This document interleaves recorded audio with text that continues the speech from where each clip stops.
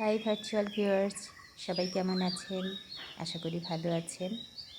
আজকে আমি লেবু গাছ নিয়ে কিছু কথা বলতে চাই, অর্থাৎ এই লেবু গাছের মাটি কিভাবে রেডি করবেন এবং গাছের যত্ন কিভাবে নেবেন।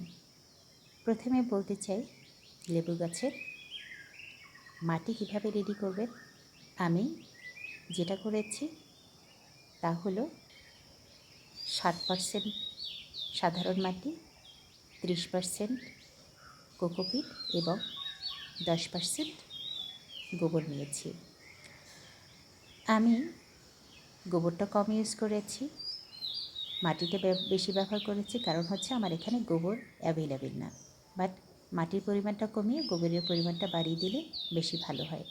আর কোকোপিট ইউজ করার দুটো কারণ, এটা যেমন পানি নিষ্কাশনে সহায়তা করে, তেমনি পানি ধরে রাখতেও সহায়তা করে। অর্থাৎ প্রচুর রোদে গাছকে সুস্থ রাখে, পানি ধরে রেখে, এবং প্রচুর বৃষ্টিতে পানি নিষ্কাশন করে গাছকে সুস্থ রাখে। এই হচ্ছে মাটি রেডি করার টিপস।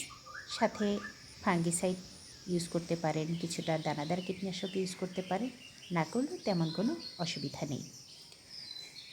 বাট মাটিটা যখন মিক্সিং করবেন তার একদিন আগে এটা রোদে ভালো করে শুকিয়ে নিলেই হয়ে গেল, আর তেমন কোনো ঝুটঝামেলা নেই। এবার আসি পরিচর্যার ক্ষেত্রে। লেবু গাছ খুব একটা পানি সহ্য করতে পারে না, এ কারণে পানিটা দিতে হবে সাবধানে। গাছের গোড়া যখন কিছুটা শুকিয়ে আসবে তখনই কেবল পানি দিতে হবে পরিমাণ মতো। আদারওয়াইজ যদি কিছুটা সাথে সাথে থাকে তখন পানি দিতে হবে না। আমার কাছে এই যে গাছ ভর্তি ফল দেখছি, এটা কিন্তু একদম শেষ পর্যায়ে, অর্থাৎ আমি প্রতিদিন এখান থেকে লেবু ছিঁড়ে খাচ্ছি। আমার এই সামনের গাছটা থেকে আমি প্রায় শতাধিক লেবু পেয়েছি, কিন্তু গাছটির বয়স মাত্র 1 বছর। বাকি দুটোর বয়স 3-4 মাস হবে, সেখানেও কিন্তু একটু একটু লেবু আসতে শুরু করেছে। ব্যাস, আমি এই যত্নই করি, আর তেমন কোনো যত্ন করি না। তবে প্রতিদিন একবার করে আমি গাছকে শাওয়ার করিয়ে দিই। যখন প্রচণ্ড রোদ থাকে তখন দুপুরবেলা করিয়ে দিই, অথবা সকালে করিয়ে দিই।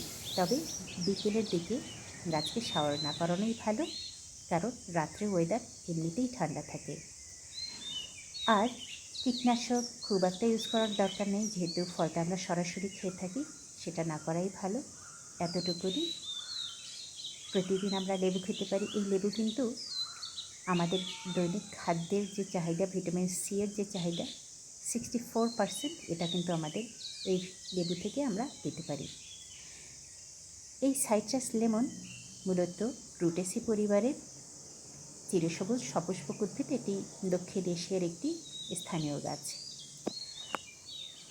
এটি সাইট্রিক অ্যাসিড সমৃদ্ধ একটি ফল, যার কারণে এর স্বাদ টক হয়। এটা রান্নার কাজে যেমন ব্যবহার করা হয়, সরাসরি খাবারের কাজে ব্যবহার করা হয়, তেমনি পরিষ্কার ক্ষেত্রেও এর জুড়ি মেলা ভার। সুতরাং খুব সহজেই আপনি কিন্তু ছাদে লাগিয়ে এটা চাষ করতে পারেন।